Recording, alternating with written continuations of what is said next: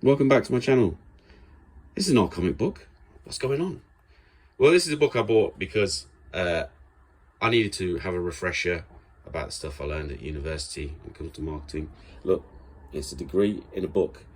This is going to be a slightly different format video today. It's obviously in landscape, so that's a big change for me. This book was $7.99 from Costco, so it just so happened to go inside. I was looking around. I've been doing work on trying to get my book marketed. I wrote a comic book and wrote an illustrated comic book that I've just had crowdfunded on Indiegogo. And I needed marketing. Now, when you do stuff, I don't know if anyone does Indiegogos or anything like that, but producing your own comic book is a difficult thing. And one of the things that artists struggle with is marketing. So I needed help, and that's why I bought this book. It's by a guy called John Jessup with Joel Jessup. I'm assuming they're brothers, and they worked on this book. It's really good fun. It's a cool book, easy read. I recommend it to anyone. So if you're in Costco, you see it, pick it up, give it a go. The one thing I'd say is that I didn't follow the Indiegogo rules about getting my list of 6,000 people in my email. I don't know 6,000 people. I don't have that many contacts, and it showed. And I didn't. My marketing campaign, my crowdfunding campaign didn't go as smoothly as I hoped. It was a lot more work than I thought, a lot more of a learning curve, but it was brilliant and I really enjoyed it. I can't wait to do it again. And with all the stuff that I've learned, I'm going to do a bit more of legwork on the marketing front. But it just got me thinking, because the reason I was reading this last night, and it just dovetailed nicely with the rant I had, the conclusion to the video yesterday that I posted about an angry rant about comic books, the US comics industry in particular, how they are flooding the market with trash and just making it very difficult to have consumer confidence. And I saw in this book here about bioprofiles. So this chapter dealt with, excuse me, biobehaviors, and biobehaviors can be just the profile, the profile, the beliefs and values that people have, and what makes them buy. And in this book, there's 4 types of biobehavior. So the first one is habitual biobehavior, and that's where you buy the thing that you're buying on a regular basis, and you're loyal to a specific brand, and only when that is missing do you substitute it with something else. Then we have variety-seeking biobehavior, which, is the image here. Kids in a candy store. You've got your pocket money. You tried that last week. You're going to try something else next week. So that's the market for chocolate and candy. So then you've got complex biobehavior. Obviously, you've got an example of housing here. And then you've got your dissonance-reducing biobehavior. And what this means is it's recognizing that people are trying to compare apples and oranges and giving them the means to make an assessment so that they might choose your product, and actually putting yourself in the right place in the right time and giving people the right information can really put you in a great situation for giving them a product that's actually going to help them. So, these are all valid strategies, but I would say, just looking at what we've seen so far and how the comics industry began and what it's turned into now, that it's basically a copy. The categories that would cover comic buyers most easily would be number 1 and number 2. So the habitual buyer behavior is the guy that has a pull list, and he gets his books put aside for him every month, and then he goes and picks them up, and then he just reads them. He's happy. He does this day in, day out, month in, month out, year in, year out. Doesn't give it much thought. He'll peruse the shelves, but he's not going to buy. He's not going to buy the indies. He's not going to do anything different to what he normally does. He's got a limited amount of money. He knows what he wants, and that's why he's there. But while you're in the shop, you look around, don't you? You see, if there's something that's really, really stands out, you give it a go. Or if you're flicking through the pages and the story is more interesting than just walking out the store and forgetting about it, you pick it up. And that's the sort of market that you're dealing with here. And then you've got, but that leads more into this. And this is what I was thinking, because this is how comic books used to be.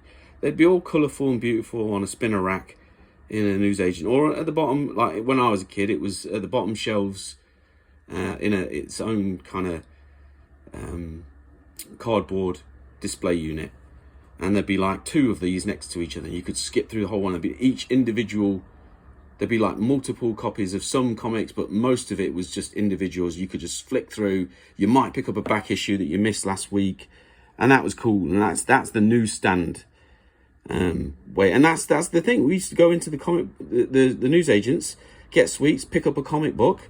I was still doing that when I was 23, working in Nantucket, and I was going to is it Kmart? Kmart, I think it was. And yeah, I'd ride the 3 miles on my bike, pick up a comic book off the stand. It was brilliant. It took me all the way back to my childhood, and I loved it. And yeah, that behaviour hasn't really changed so much. I'd say that these are the 2 that kind of cover that. And that's what the problem is for me, is that the comics industry has 2 main problems. It's the big 2, DC and Marvel, just flooding the market with cheap as chips, awfully produced, not really very well edited books like this absolute crap that I reviewed yesterday. One of the worst books I've ever read. Just nothing, a nothing book. But there's 50 books like this from Marvel. And that's, you might say I'm unfair for singling this one out, but this one was one I read recently and I just hated it. I hated it with a passion. The derivative characters, the contrived concept, the going back to the plucky sidekick character versions of established heroes. It was just so tedious and so backwards looking. Hated it with a passion. And I'm not even going to touch upon the trans and LGB content stuff that they're obviously trying to ham in there, but that's the least of it. The poor quality of this book just annoyed me, and it just got me thinking. It's like this is a Marvel strategy. Marvel's strategy now is variety seeking behavior.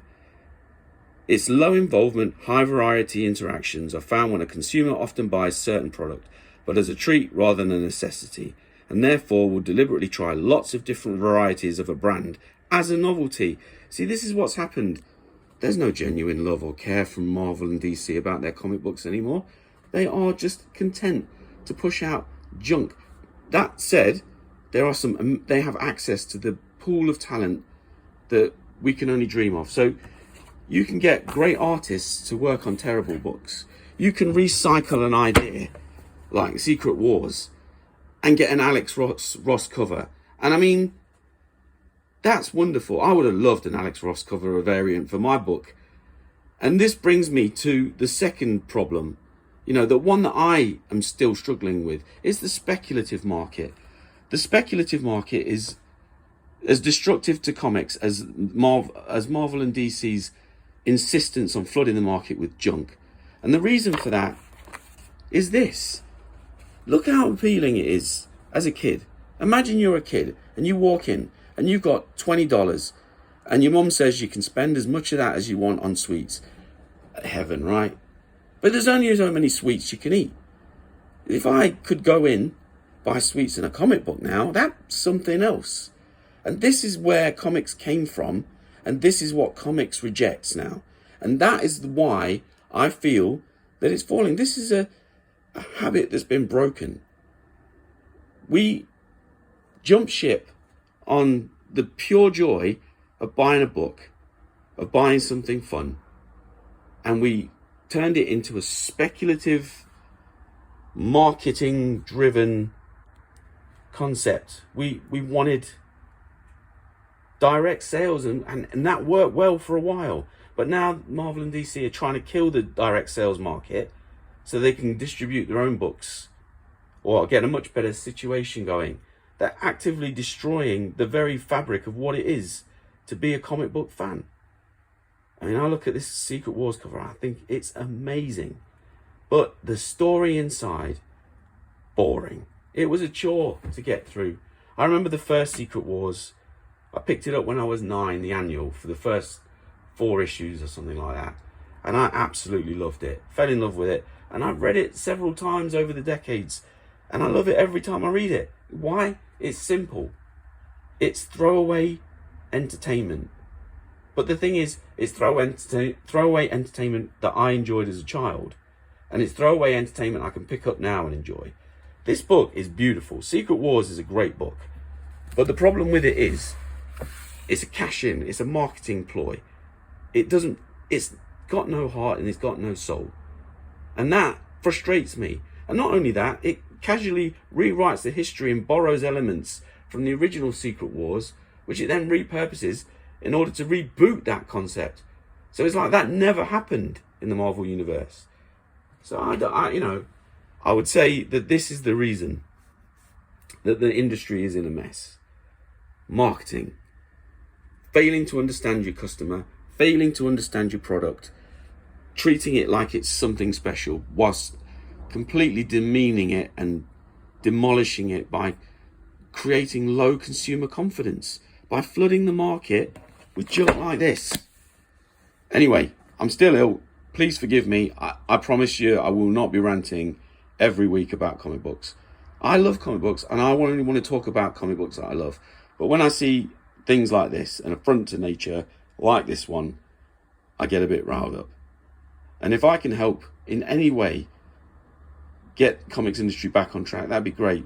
But to be honest, I don't really care about that. All I care about is sharing comics with the younger generation and making comics for myself. Comics that I would love today and comics I would have loved when I was a kid. And I hope that you'll join me on that journey. And thanks for listening. Cheers.